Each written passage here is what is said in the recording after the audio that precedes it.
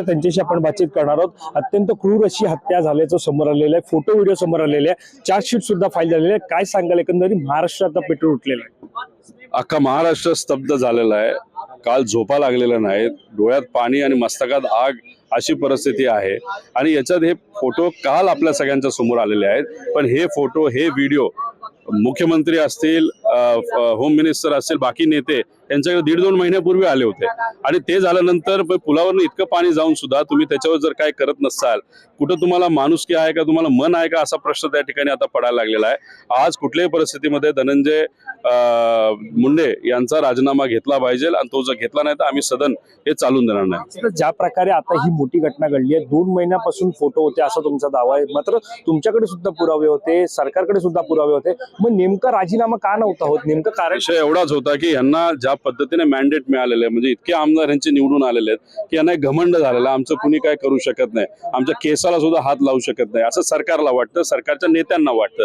आणि जसं सरकारला वाटतं तसं गुंडांना सुद्धा वाटतं की आपलंच राज्य आलंय, कसंही आपण वागू। रेप वाढलेले आहेत, मर्डर वाढलेले आहेत, बऱ्याच काही गोष्टी तिथं या राज्यामध्ये दुर्दैवाने वाढलेल्या आहेत। त्यामुळे गुंडांना सुद्धा असं वाटतं की आता राजकीय वरदास्त आपल्याला आहे, तिथं कराडली तर मर्डर करून निवांत येतो, तिथं सीसीटीव्ही चालत नाही, त्याला जेवण बिवण रोज त्या ठिकाणी पाठवलं जातं, नवीन खाटा घेतल्या जातात। मग ही जी वृत्ती आणि प्रवृत्ती आहे की काय होत नाही, आपले सरकार आहे, सरकारमध्ये आपली लोक आहेत, ही प्रवृत्ती खोडून काढावी लागेल, एक संदेश द्यावा लागेल की आजच्या आज राजीनामा हा घेतलाच पाहिजे, असं आमच्या सगळ्यांचं मत आहे। एकीकडे राजीनामा द्या, अन्यथा संसद चालू देणार नाही असं म्हणतात, दुसरीकडे बीड मध्ये आता बंदची आग देण्यात आली नाही। लोक सुद्धा ह्या गोष्टी हातात घेणार आहेत ना, लोक सुद्धा म्हणतात की ज्या पद्धतीने म्हणजे फोटो मध्ये लोक चिडलेली आहेत, लोक सरकारवर चिडलेले आहेत, विरोधी पक्षावर चिडलेले आहेत, नेत्यांवर चिडलेले आहेत। हे असं महाराष्ट्र कधी नव्हतं जे आज त्या ठिकाणी झालेलं आहे। त्यामुळे जर सरकार आणि आमदार जर काय करू शकत नसेल तर आम्हीच गोष्टी हातात घेऊ, असं तिथं लोक म्हणायला लागलेत।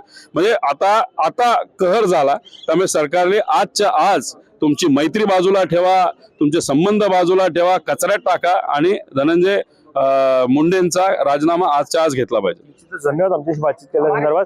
तर आपण पाहतोय की ज्या प्रकारे जे फोटो समोर आलेले आहेत हत्याकांडाचे संपूर्ण, तर धनंजय मुंडे यांचा राजीनामा घ्या, अन्यथा आजचं कामकाज चालू देणार नाही, अशा प्रकारचं वक्तव्य रोहित पवार यांनी केलं। कॅमेरा पर्सन अवधेश कोरीसह मी वैभव पाटील, मुंबई।